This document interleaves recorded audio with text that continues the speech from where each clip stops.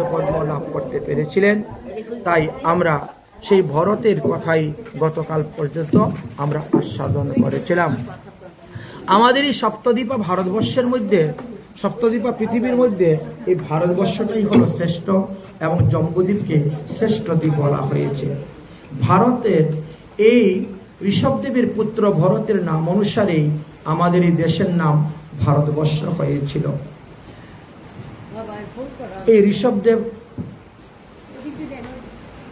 ঋষভদেবের পুত্র যে ভরত, তিনি 1 কোটি বৎসর আমাদের ভারতবর্ষ শাসন করেছিলেন। কি সমস্ত পৃথিবী শাসন করেছিলেন।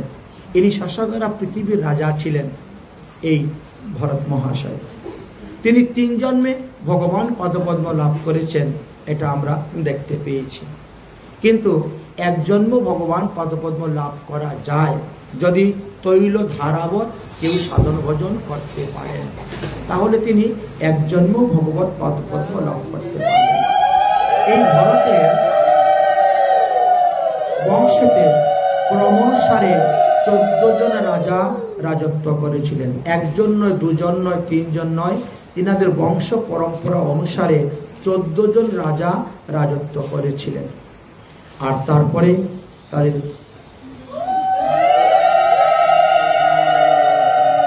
রাজবংশে রক্ষা হয়েছে। জগৎপতি ভগবান শ্রীকৃষ্ণ ছেড়ে মানুষ লৌকিক দেবদেবীর পূজাতে ব্যস্ত থাকে।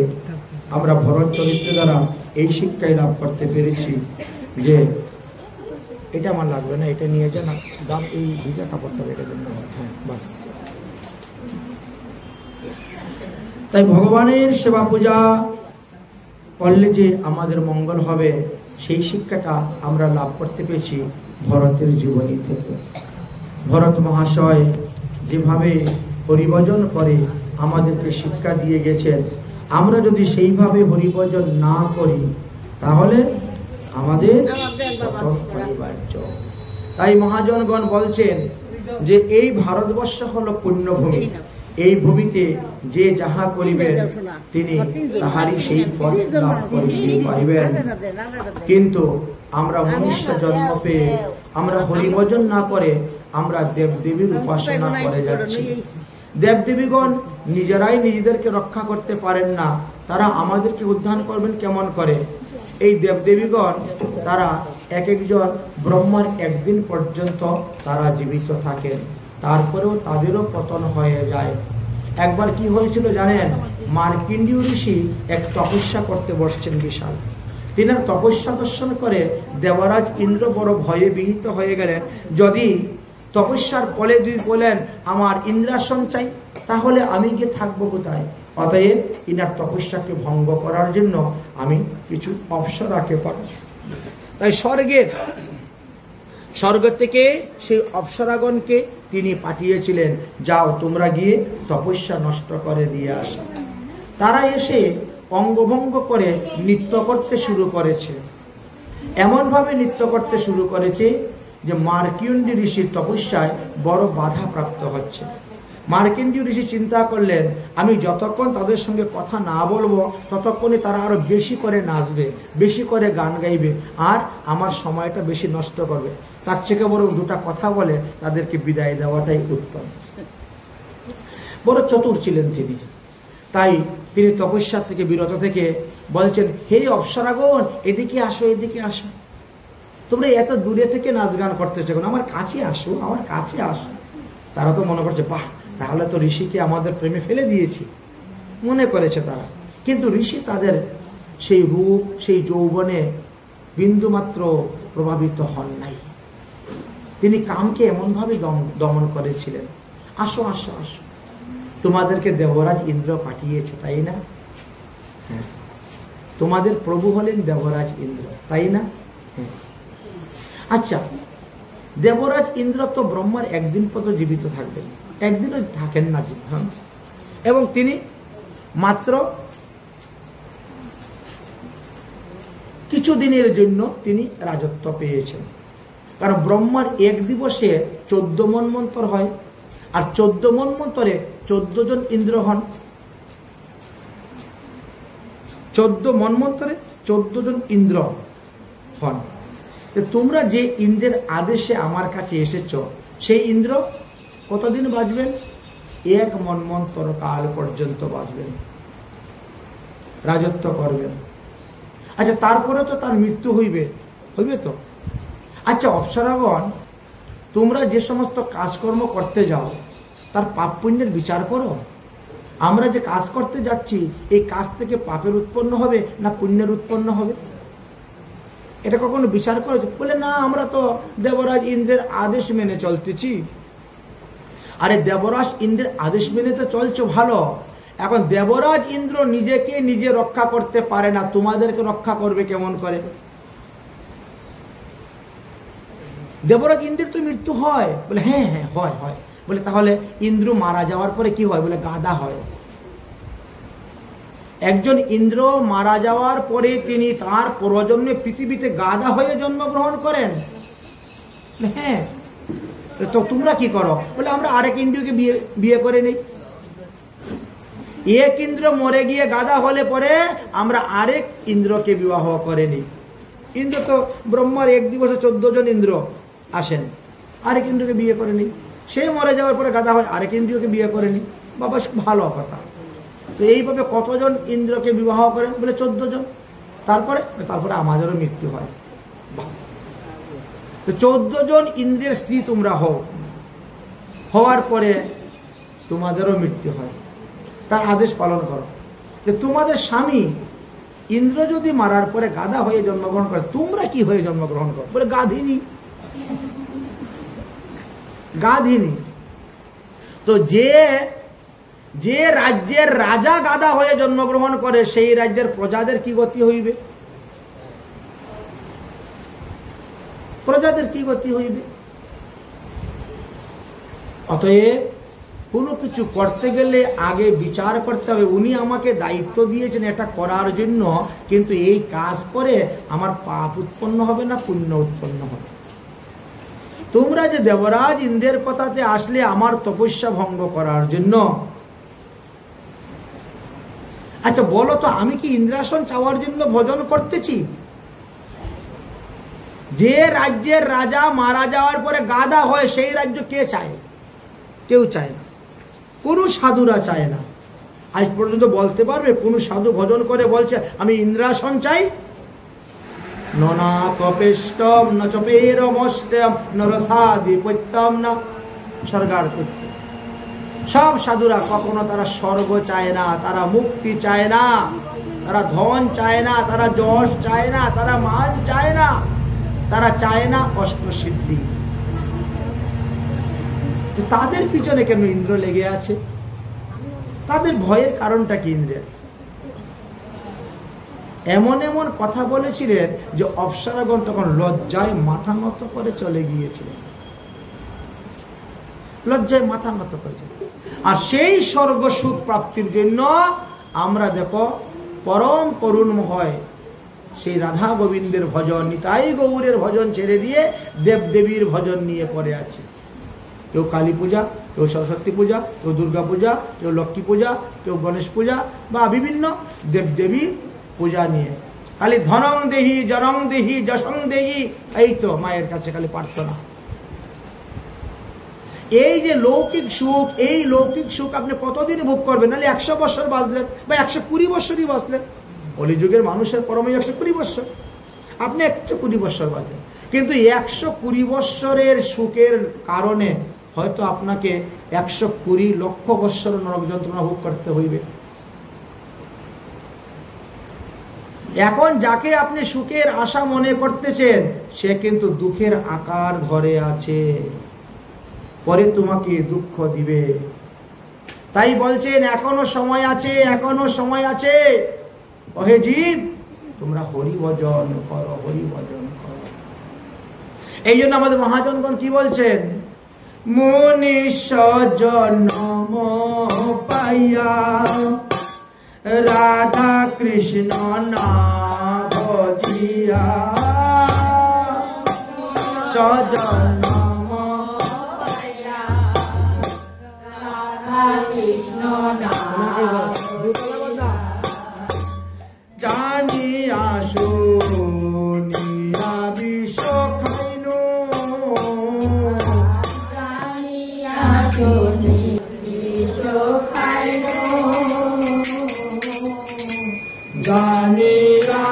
শুনিয়া বিষকায় জানিয়া শুনিয়া বিষকায় গোলকের প্রেম জানা হরি নাম সংকীর্তন গোলকের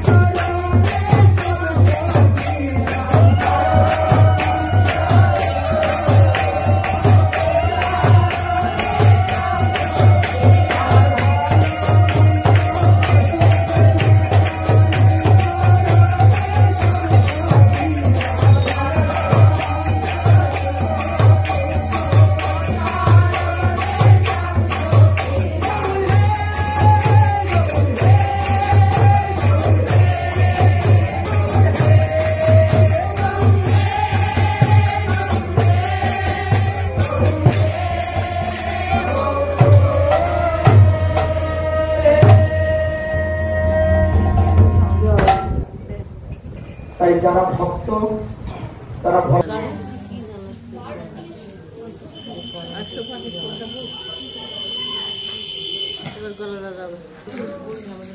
সুরা সমুদ্র বেষ্টন করে আছে। ওই দ্বীপে শালমলি নামক একটি বৃক্ষ আছে। ওই দ্বীপের অধিপতি প্রিয়ব্রতীর পুত্র যজ্ঞবাহু ছিলেন। ওই দ্বীপটিকে তিনি তিনার 7 পুত্রের মধ্যে বিভক্ত করে দিয়েছিলেন। ওই দেশের লোক যারা ছিল সবাই চন্দ্র দেবতার পূজা করে থাকেন। ওই দেশের লোক সবাই চন্দ্র দেবতার পূজা করে থাকেন। তারপরে আসলো চতুর্থ দ্বীপ। চতুর্থ দ্বীপের নাম হলো কুশদ্বীপ। কারণ ওই দ্বীপের মধ্যে এক বিশাল বড় কুশগুচ্ছ ছিল, তাই কুশদ্বীপ নামেই পরিচিত।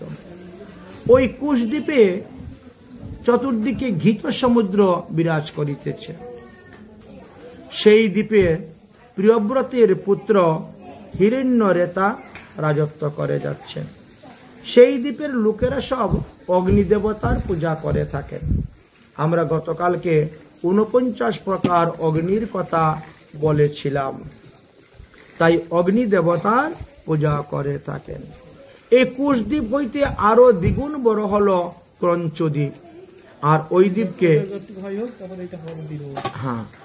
ক্রঞ্চদ্বীপ, সেই ক্রঞ্চদ্বীপটা কথা বললেন, সেটা আরো দ্বিগুণ বড়। আর এই ক্রঞ্চদ্বীপ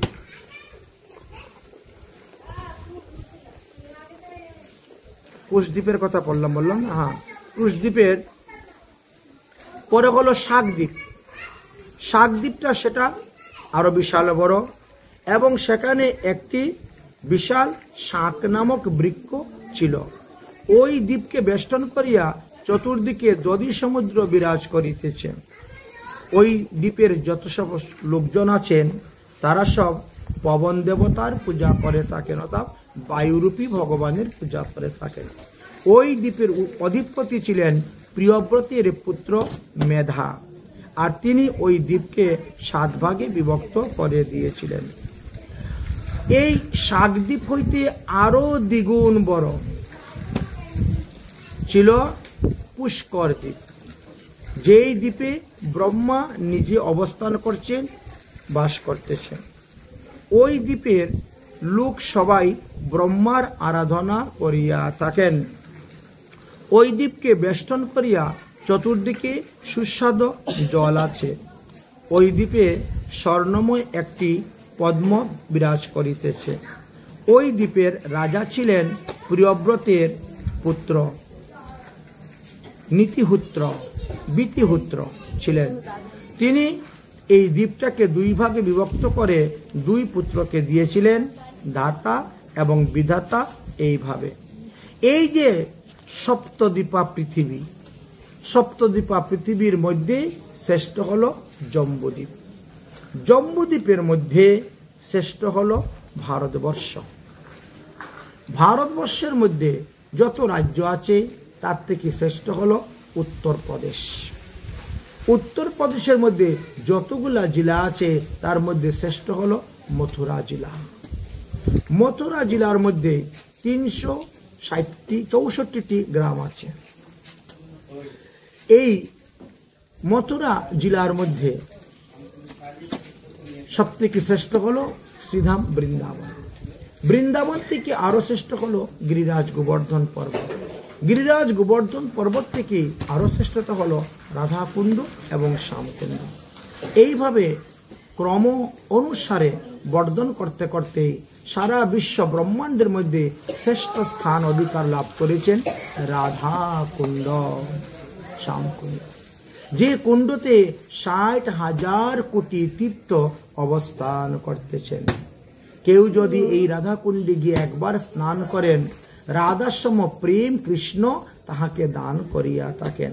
এই জন্য মহাজনগণ বলছেন, কৃপা করেঙ্গে রাধা রানী শ্রী বৃন্দাবন যাও, কৃপা করেঙ্গে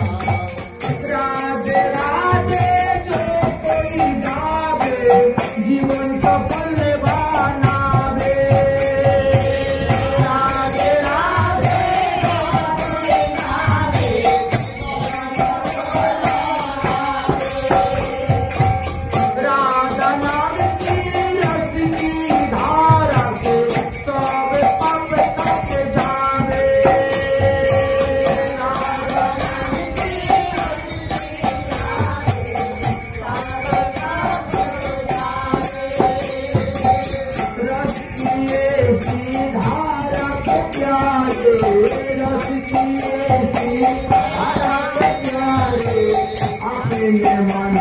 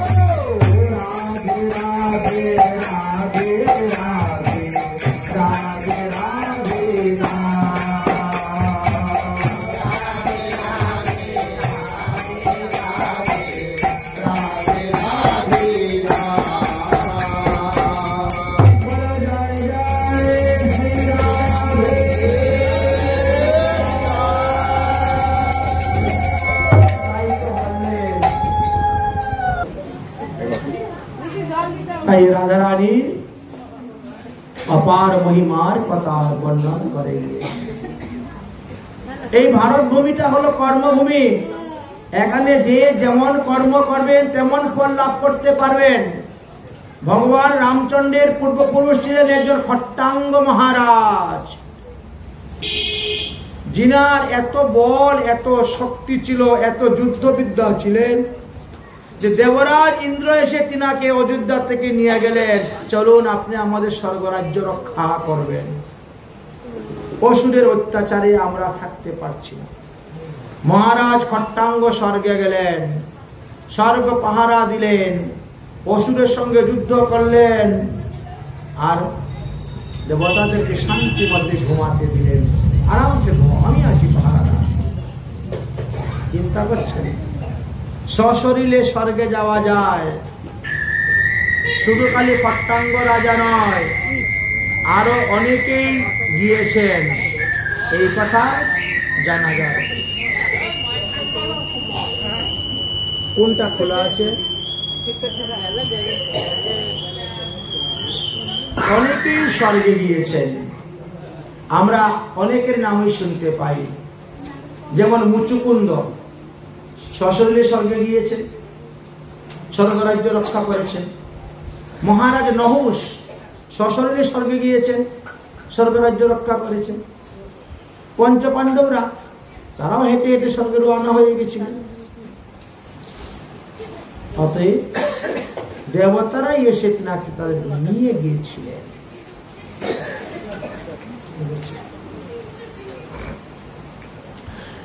যখন দেবতারা বললেন যে হে খট্টাঙ্গ মহারাজ, আর কোন অসুরের উৎপাত নাই, এবার আপনি আপনার দেশে যান, গিয়ে আপনার দেশে রাজত্ব করেন, শান্তি মতো আপনি বিশ্রাম করুন। বহুদিন ধরে আমাদের স্বর্গ রক্ষা করতে গিয়ে আপনি ক্লান্ত পরিশ্রান্ত, আপনি আমাদের কাছে বর চান, কিন্তু অমর বর চাইবেন না, অমর বরটা আমাদের হাতে নাই। অমর বর আমাদের হাতে নাই, আর মুক্তি আমাদের হাতে নাই। যদি বলে মুক্তি চাই, ওটা আমরা দিতে পারবো না, আর অমর বর চাইলেও দিতে পারবো না। এই দুই বর বাদে আপনি যা চাইবেন তাই আমরা দিতে পারবো। খট্টাঙ্গ মহারাজ বললেন, তাহলে আগে বলেন আমার পরমায়ু আর কতদিন আছে, আমি যে তোমাদের কাছ থেকে বর নিব। দেবতারা বিচার করে দেখে বলছেন, মহারাজ পরমায়ু তো আপনার আর মাত্র 48 মিনিট সময় আছে। 48 মিনিট পরে আমার মৃত্যু। আর তাড়াতাড়ি আমাকে ভারত ভূমিতে পাঠাও, ভারত ভূমিতে পাঠাও। কারণ ভারত ভূমি হলো কর্মভূমি। এখানে কর্ম করলেই জন্ম মৃত্যু নিবারণ করা যায়, 84 লক্ষ জনিত থেকে মুক্তি লাভ করতে পারেন। এখানে কর্ম করার দ্বারা আপনি অনায়াসে ভগবান পদপদ্ম লাভ করতে পারেন। ভাগবত বললেন যে খট্টাঙ্গ মহারাজ 48 মিনিটের মধ্যে দেখেন বাড়িতে আসলেন, ছেলে মেয়েদের উপর রাজ্যভার দিয়ে দিলেন, সবকিছু ত্যাগ করে গিয়ে হরিভজন করে বসে হরিধামে চলে গেলেন। তো ভজনের মতন ভজন যদি কেউ 48 মিনিট করতে পারে, তো এই 48 মিনিটও ভগবান পদবন্ধ লাভ করে চলে যাওয়া যায়। ভজনের কি দাম, সাধন ভজনের কি মহিমার কথা বর্ণন করে গেছেন।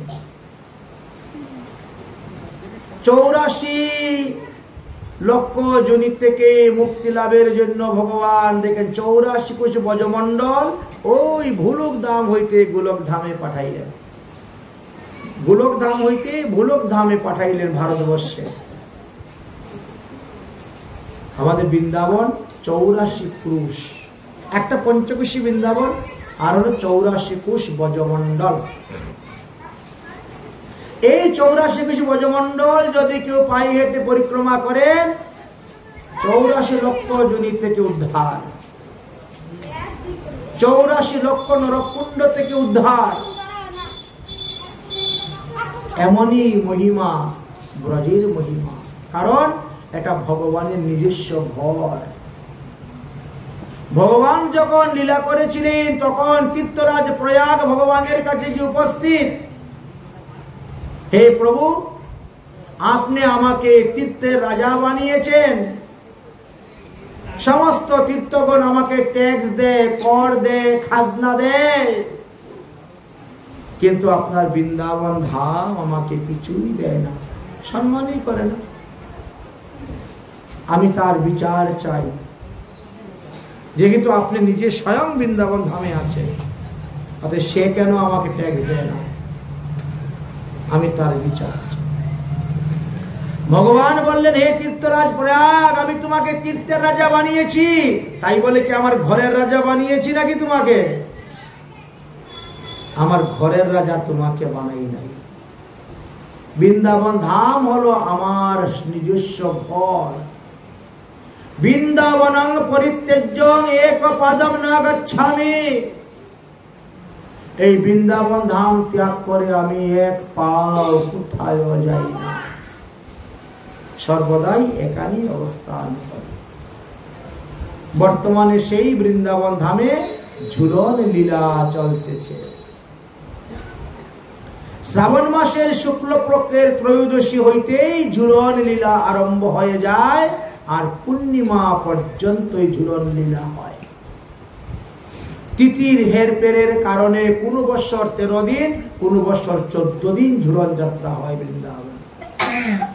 এই বছরে 14 দিন বৃন্দাবনে ঝুলন যাত্রা হচ্ছে।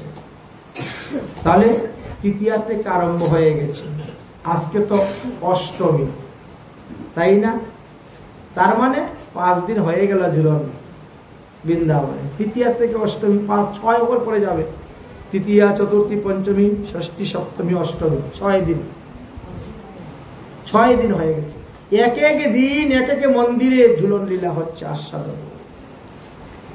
ঠিক তেমনি ভাবে নবদ্বীপেও ঝুলন লীলা আরম্ভ হয়ে গেছে। কিন্তু বাংলার মানুষরা একটু, আমরা এতদিন পারবো না বাবা, এত ভার বহন করতে পারবো না, ওই একাদশী থেকে পূর্ণিমা পর্যন্ত 4 দিন একটু ঝুলাই দিব,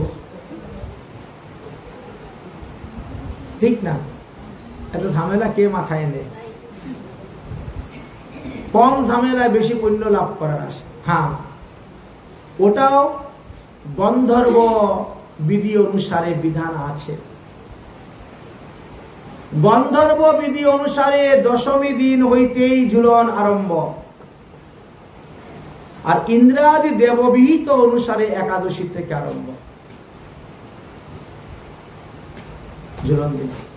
এইবার কিন্তু আমাদের আগামী মঙ্গলবারে একাদশী পড়েছে, সোমবারে কিন্তু কেউ করতে যাবেন না। কেউ কেউ বলে সোমবার, বলে না না, মঙ্গলবারে করবে। সোমবারে দশমী বিদ্যা করতে নাই, মঙ্গলবারে একাদশী করে। এই যে ঝুলন লীলার মাহাত্ম্য কি? দুলে চদুল গোবিন্দম চাপে চ মধুসূদনম রথে চ বামনম দৃष्ट्वा পুনর্জন্ম ন বিদ্যতে। এই ঝুলন লীলা কোন সাধারণ লীলা নয়। কেউ যদি হিন্দুলার উপরে রাধা গোবিন্দকে দর্শন করে করে ঝুলায়, তার মুক্তি 84 লক্ষ যোনি থেকে মুক্তি হয়ে যাবে। এত সহজ উপায় করে দিয়েছে, তো এমন সুযোগ তো হাতছাড়া করা উচিত নয়। না হলে নিজের বাড়িতেই ঝুলান ঠাকুরকে। যদি কোনো মঠ মন্দিরে সুবিধা না হয়, তো নিজের বাড়িতেই ঝুলান। বলেছে বেশি কিছু নাই তো, 2 গাছা রশি আর একটা পিড়ি হলেই তো হয়ে গেল, ঠাকুর ঝুলানো, এতেই হয়ে গেল। তাই শ্রীধাম বৃন্দাবনের এখন সেই স্থান। কারণ বৃন্দাবন ধামে তো চতুর্বিধা মুক্তি বর্তমান।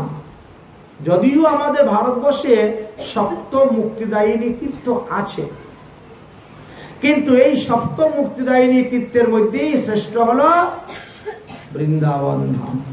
কারণ ওখানে যে জন্মগ্রহণ করবে তার মুক্তি। শুধু মানুষ বলে নয়, পশু পাখি কীট পতঙ্গ পর্যন্ত, জলচর ছলচর খেচর সব যে জন্মগ্রহণ করেছে তার মুক্তি। বৃন্দাবন ধামে যে মারা যাচ্ছে তার মুক্তি। বৃন্দাবনে গিয়ে যে দীক্ষা গ্রহণ করতেছে, উপনয়ন সংস্কার হচ্ছে, তার মুক্তি। বৃন্দাবনে গিয়ে যদি কেউ দাহকে শরীরকে পুরানো হয় তারও মুক্তি হয়ে যাচ্ছে। এই জন্য চতুর্বিধা মুক্তি বর্তমান শ্রীধাম বৃন্দাবন। সমস্ত বিশ্ব ব্রহ্মাণ্ডের মধ্যে আমাদের শ্রেষ্ঠ হলো শ্রীধাম বৃন্দাবনের রাধা কুণ্ড শ্যাম কুণ্ড। এই ভারতবর্ষের মধ্যে আরো শ্রেষ্ঠ কি হলো? গঙ্গা নদী। গঙ্গা নদীর কথাও বর্ণন করে গিয়েছেন। কারণ মা গঙ্গাকে ভগীরথ তপস্যা করে এনেছেন। গঙ্গার জল স্পর্শ মাত্র সগর রাজার 60,000 পুত্রগণ সমস্ত পাপ থেকে মুক্ত হয়ে তারাও হরিধামে গিয়েছিলেন। এই জন্য গঙ্গার মহিমা আছে। তাই দেশের মধ্যে ভারতবর্ষ শ্রেষ্ঠ, বর্ষের মধ্যে ভারতবর্ষ শ্রেষ্ঠ, দেশের মধ্যে উৎকল দেশ শ্রেষ্ঠ বলা আছে। দেশানাম ভারতবর্ষ দিয়েছে উৎকলম। আর কি বললেন? নদীর মধ্যে গঙ্গা শ্রেষ্ঠ। সমস্ত দেব দেবীগণের মধ্যে রাধা কৃষ্ণ শ্রেষ্ঠ। সমস্ত বৈষ্ণবগণের মধ্যে মহাদেব শ্রেষ্ঠ। আর সমস্ত পুরাণের মধ্যে ভাগবত মহাপুরাণ শ্রেষ্ঠ। আমরা সেই ভাগবত মহাপুরাণই এখানে আস্বাদন করার জন্য বসেছি। অতঃপর সুখদেব গোস্বামী পাদ বললেন, হে মহারাজ পরীক্ষিত, এবার আমি তোমাকে সূর্যদেবের সম্পর্কে কিছু জ্ঞান প্রদান করব।